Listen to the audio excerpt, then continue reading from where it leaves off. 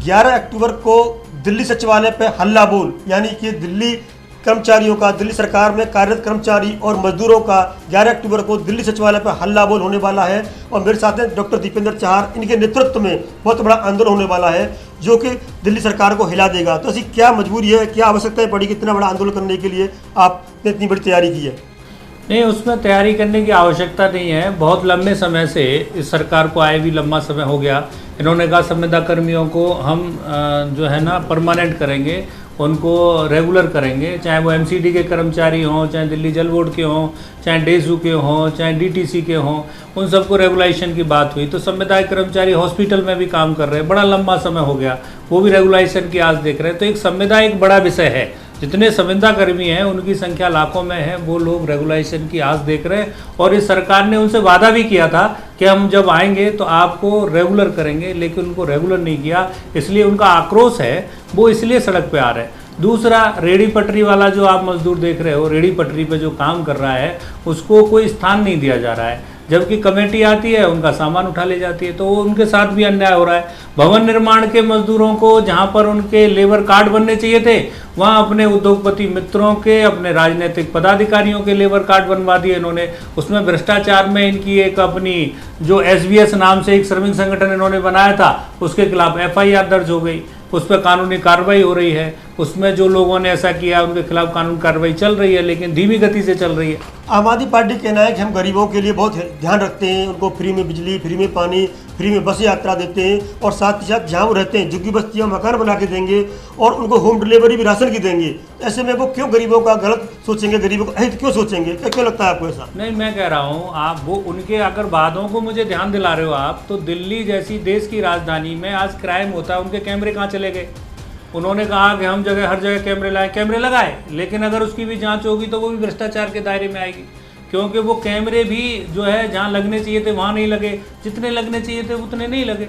अगर आप उनके वादों की बात करें तो सारे वादे झूठे हैं उनके। मोहल्ला क्लिनिक, आज मोहल्ला क्लिनिक की हालत बहुत खराब है, आप जाके देखिए, कूड़ा करकट का ढेर बन गया। आप उनके सारे वादे झूठे बता रहे हो, लेकिन जब वोट पड़ता है, चुनाव में जाते हैं तो वोट उन्हीं को मिलता है, तो वादे झूठे कहाँ हैं? जनता उनके भरोसा कर रही है, उनके ऊपर तो वोट देती है उनको। नहीं, आप ये भी ऐसा नहीं, जनता उनको वोट देती है कि क्या करती है वो तो सब अब आगे पता चलेगा, क्योंकि भरोसे के नाते से आदमी जब बोलता है कि हम ऐसा करेंगे तो आदमी को लगता है हाँ ठीक करेंगे। रोजगार दिया नहीं उसने मुफ्त की अगर किसी को बिजली की बात की है, या उसने कहा कि मैं बहनों को दूंगा, हम कह रहे इससे आगे करो भाई, इससे आगे करो और मुफ्त करो। लेकिन आर्थिक स्थिति क्या हो गई इससे? डीटीसी में पेंशन नहीं दे पा रहे, पेंशन के लिए लोग सड़क पे बैठे हैं, एमसीडी में तनख्वाह नहीं दे पा रहे, दिल्ली विश्वविद्यालय के 12 कॉलेज हैं उनमें तनख्वाह नहीं जा पा रही है। किसी को जो आप देख रहे हैं मार्शल हैं, है ना, जो लगे हैं डीटीसी में, 5-5 माह से वेतन नहीं है, सड़क पे बैठे हैं। आंगनबाड़ी की हालत खराब है। आंगनबाड़ी जब आंदोलन में बैठी तो उन बहनों को टर्मिनेट कर दिया, उनकी सेवाएं समाप्त कर दी कि तुम आंदोलन में बैठी हो। आप वहां जहां हमारा राष्ट्रीय पर्व होता है 26 जनवरी 15 अगस्त को, आप आंदोलन करने की घोषणा करते हो। आप आंदोलन जीवी हो, आंदोलन से पैदा हुए हो, और आप आंदोलन करने वाले लोग जो लोकतंत्र में अपनी आवाज़ उठाना चाहते हैं उनकी नौकरी छीन लेते हो आप। नहीं, आम आदमी पार्टी सरकार है दिल्ली में, और उन्होंने कहा है कि जो हमने वायदे किए पूरे किए, चाहे वो फ्री बिजली का हो, फ्री पानी का हो, या जिस तरह से उन्होंने लोगों को जन सुविधाएँ दी हैं, जैसे स्वास्थ्य सुविधाएं हैं, सबसे ज़्यादा बेहतर स्वास्थ्य सुविधाएं दी हैं। स्कूल की बात करें, सबसे ज़्यादा एनडीए में भर्ती दिल्ली पब्लिक जो स्कूल है गवर्नमेंट है वहाँ से हुए हैं। आईआईटी और मेडिकल में जो छात्र पास हुए हैं, बाहर तो छात्रों की जो परसेंटेज है या गुणवत्ता है वो पहले से कई गुना बढ़ती है। और सभी राज्यों से तुलना करें, दिल्ली सरकार कहती है हम नंबर 1 पे है। ऐसा क्यों लगता है? जो नंबर 1 पे हर चीज़ में कहते हैं, और जो वायदा किया उन्होंने निभाया है।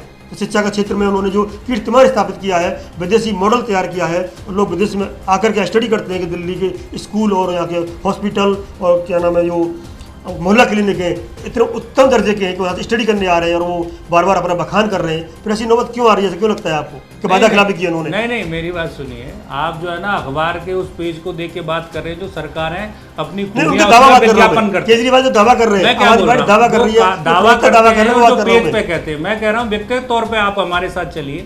एमसीडी के स्कूलों में आप देखते होंगे जाके क्या स्थिति है अभी, ठीक है ना। आप दिल्ली सरकार के स्कूलों में चल के देखिए स्थिति क्या है, शिक्षा का स्तर क्या है। आप फिनलैंड भेजना चाहते हैं, मतलब आप समझिए फिनलैंड दुनिया के देश में एक नहीं, वो छोटा सा टीचर को स्थान ट्रेनिंग के होगा। लिए भेज रहे हैं वो। नहीं, ट्रेनिंग के लिए कहाँ, जिससे अरे वो भारत- एक्सपर्ट होके आएंगे, जहाँ बच्चों को मैं अच्छा कह रहा हूँ पढ़ाएंगे। तो यहाँ IIT आपके पास है, IIM आपके पास है, यहाँ पर आपके पास क्या नहीं है पढ़ने के लिए? ऐसी क्या शिक्षा है जो फिनलैंड में चाहिए आपको? गरीबों को वो अयोध्या, काशी, सब जगह यात्रा पर भेज रहे हैं फ्री में। हाँ जिस तरह की उनकी योजनाएं हैं, जो कहा है वो करके दिखाते हैं, कहना है उनका। हाँ।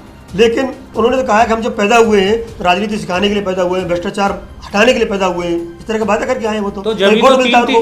तीन मंत्री जेल में है ना, अभी संजय सिंह आज जेल में जा रहे हैं ना, गए ना। वो तो कह रहे मैं हैं कह रहा हूँ आने वाले समय पर ये जो व्यक्ति जिसको मैं झूठा कह रहा हूँ, ये भी सलाखों के पीछे मिलेंगे। अभी जांच आप जरूरी है ना। आंदोलन की बात कर रहे हैं, आप बार बार 11 अक्टूबर को भयंकर आंदोलन करने वाले हैं, बहुत ही हल्ला बोल करने वाले हैं दिल्ली सरकार के ऊपर, कि दिल्ली सरकार ये कहती है हमने सारे वायदे पूरे किए हैं, सारे गिनाए इन्होंने, शिक्षा का क्षेत्र हो, सड़क का क्षेत्र हो, स्वास्थ्य का क्षेत्र हो। मैं श्रमिक के क्षेत्र में काम करता हूँ, मैं आपको श्रमिकों की स्थिति बताई, कर्मचारियों की स्थिति बताई, आंगनबाड़ी की बताई, आशा वर्कर को 2000 रुपये महीने मिलता है वो स्थिति आपको बताई। वो सब लोग परेशान हैं, इसलिए आंदोलन पर जा रहे हैं। हर वर्ग आंदोलन के लिए जा रहा है, इसलिए वो आंदोलन की ओर जा रहे हैं। हम उसका नेतृत्व करते हैं, इसलिए हम वहाँ पहुँच रहे हैं, वो हमारे नेतृत्व में पहुँच रहे हैं सभी। भारतीय मजदूर संघ की तरफ से 11 अक्टूबर को बहुत बड़ा हल्ला बोल है, दिल्ली सरकार के प्रति आक्रोश है उस जनता में, उन मजदूरों में, उन कर्मचारियों में, जो 11 अक्टूबर को उनके सामने निकलेगा। जो कि वो जो सरकार बनी है, वो पार्टी बनी है, वो खुद आंदोलन से बनी है, उनके अगेंस्ट भी 11 तारीख को आंदोलन होगा। आप देखिएगा, लाइव देखिएगा कैसा रहता है वो आंदोलन और क्या इनकी मांगें कितनी पूरी होती हैं। सब बने रहिए द पिलर के साथ। मैं राजेश सोलंकी, जय हिंद, जय भारत।